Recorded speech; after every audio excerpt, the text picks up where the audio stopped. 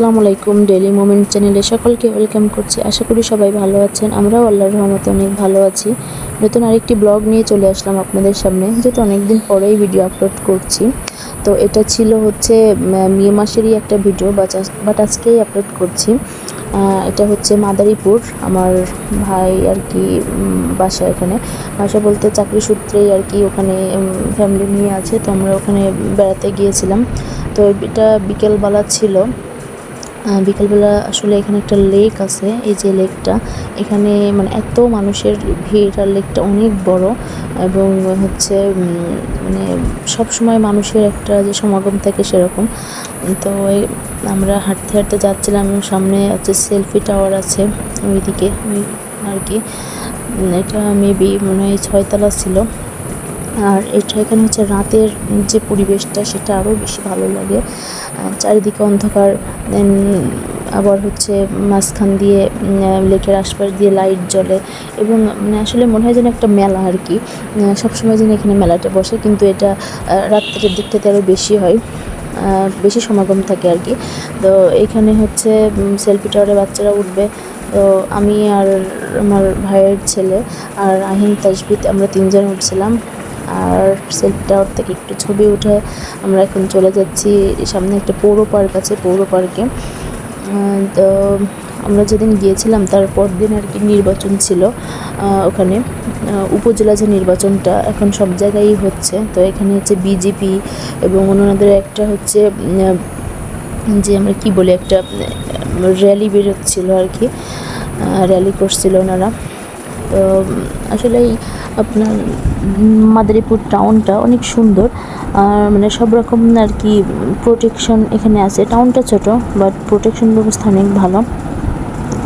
আমরা এই যে পার্কের ভিতরে ঢুকে গেছি, আর এখানে বেশি রাইডগুলো আছে, এখানে বাচ্চাদেরকে রাইডে উঠাবো।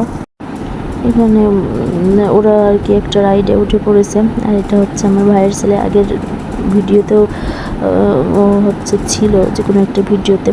আর এখানে পার্কের ভিতরে আর কি বেশ অনেক রাইডসই আছে।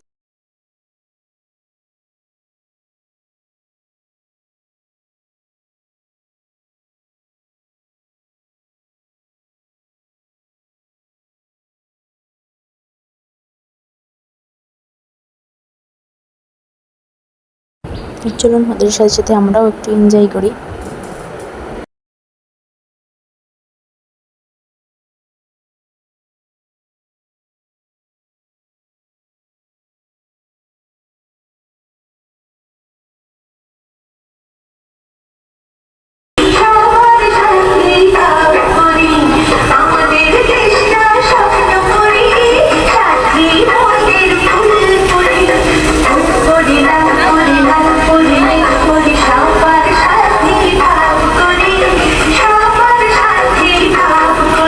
তো রাইডে ওঠার যে টাইম সেটা আসলে এখানের মতো শেষ। এবার অন্যান্য যে রাইডগুলো আছে সেগুলোতে ওঠাবো।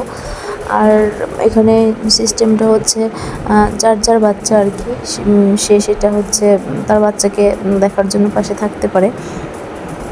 আর এটা হচ্ছে দোলনা, বেশ জোরে জোরে আর কি ওরা দোল খাচ্ছিলাম।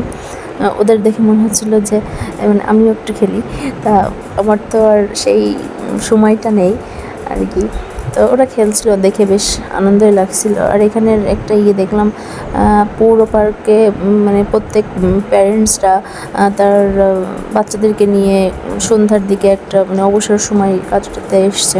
তো অবসর সময় কাটানো, আজকাল আমাদের যে লাইফটা চলে এসছে সেই লাইফে ব্যস্ততা এবং বাচ্চারা আর কি অনেক বেশি যে আমাদের যে টেকনোলজিক্যাল যে জিনিসগুলা সেগুলোর উপরে বেশি অ্যাডিক্টেড হয়ে পড়েছে। আমরা আগে ছোটোবেলায় যেমন খেলা করতাম, গল্প করতাম, অবসর সময় গল্পের বই পড়তাম, সেই জিনিসগুলো আসলে আজকাল মানে কোনো বাচ্চাদের ভিতরেই তেমন দেখা যায় না। তো যাই হোক, এখানে যে প্যারেন্টসরা তাদের বাবা মাকে প্যারেন্টসরা তাদের বাচ্চাদেরকে নিয়ে এসছে, তো এগুলো দেখে খুব ভালো লাগছে। আর এটাও একটা সেলফি স্ট্যান্ড টাইপের। তো ওরা 3 ভাই আর কি এক জায়গায় হয়ে বেশ আনন্দ করছিল। এখন অন্যান্য রাইডগুলোতে উঠাবো ওদেরকে। এই যে ট্রেনে উঠছে ওরা এখন। আসলে বাচ্চাদেরকে মাঝে মধ্যে এরকম বিনোদন দেওয়াটা ভালো, কিন্তু আসলে আমরা আজকাল এত ব্যস্ত থাকি যে টাইম এর সাথে আমাদের মানে অ্যাডজাস্টমেন্টটা হয় না। যাই হোক, ওরা খুবই এনজয় করছে এবং এখানে হচ্ছে রাইডের যে ইয়েগুলা মানে ক্যাপাসিটিগুলো খুবই মানে ভালো আর কি। আর আমরা হচ্ছে এখানে আমরাও এটাতে উঠছিলাম, বড়রাও ওই যে দোলনাটাতে উঠতে পারে। যাই হোক, অনেক আনন্দ করেছি, মজা করেছি। যে মাঝে মধ্যে আর কি মানে ফ্যামিলির সবার সাথে এরকম টাইম স্পেন্ড করতে ভালোই লাগে। আমার চ্যানেলটি এবং আমার ভিডিওগুলো ভালো লাগলে like, comment, share and subscribe করতে ভুলবেন না।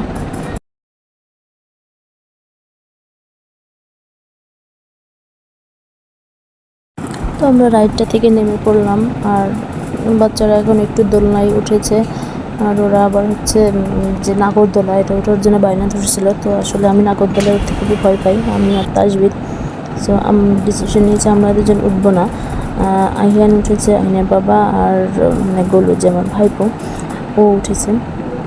আর ফার্স্টে যে রাইডটাতে ওঠা হয়েছিল, এই যে রাইডের ব্যাকগ্রাউন্ড সিনারিটা, আর এই জোড়া নাগরদোলায় উঠেছি। তো যাই হোক, সব মিলাই একটা খুবই ভালো টাইম আমরা স্পেন্ড করলাম। আর আমার ভাবি মাঝপথে চলে গিয়েছিল, সে একটু ডাক্তার দেখাবে সেজন্য। তারপরে বাচ্চাদেরকে রাইডে সব কিছু উঠায় একটু ড্রিঙ্কস কিনে বাসায় চলে আসছিলাম।